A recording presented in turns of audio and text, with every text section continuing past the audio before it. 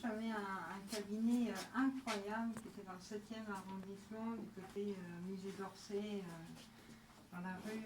Je suis psychologue clinicienne et psychothérapeute d'orientation psychanalytique et d'orientation lacanienne. Donc j'étais dans la rue où a exercé Lacan, qui était mon grand-père spirituel, et donc quitter le cabinet pour quelque chose d'un peu plus partagé, d'un peu plus neuf, quitter la vue sur le musée du Louvre pour arriver ici. C'était un petit peu compliqué pour moi au départ, et d'autant plus que la première fois que je suis venue visiter, c'était un petit peu par hasard, parce que je traînais dans le quartier et j'ai eu de la lumière en fait, donc j'ai toqué. Et j'ai visité cet endroit, donc c'était en décembre, c'était vers le 15 décembre, et j'ai fait « Oh mon Dieu !» Qu'est-ce que c'est? Il y avait un espèce de grand espace avec des rails collés au sol.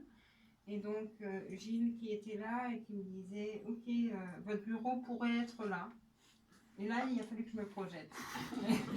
Et là, ça a été compliqué. J'ai mis quelques jours avant de répondre par l'affirmative, en fait, dans mon désir d'intégrer. Et ce qui m'a beaucoup séduit, c'est justement la pluridisciplinarité. Parce que je sais que dans notre travail, la question du soin à l'autre, il y a une dimension qui est extrêmement importante, c'est que on ne peut pas être seul dans cette barque-là. La charge est trop importante, l'investissement est trop important, le challenge est aussi important, mais le bien-être de l'autre doit passer avant tout. Et donc, faut savoir reconnaître ses limites, savoir dire, voilà, de manière synergique, ce qui pourrait fonctionner pour vous, était quelque chose de primordial pour moi. Et ça, je ne l'avais pas dans mon beau 7e arrondissement. Donc, j'ai quitté mon beau 7e arrondissement pour mon beau 16e arrondissement. J'en suis extrêmement heureuse aujourd'hui. Ça fait 15 jours que je travaille ici. Je suis arrivée avec ma patientèle. Et déjà, j'ai trouvé des solutions pour certains de mes patients que je n'avais pas en étant isolée. Et c'est là où j'ai envie que ça fonctionne. Tu parlais d'une belle énergie. Moi, j'ai envie de parler d'une belle connexion entre les thérapeutes.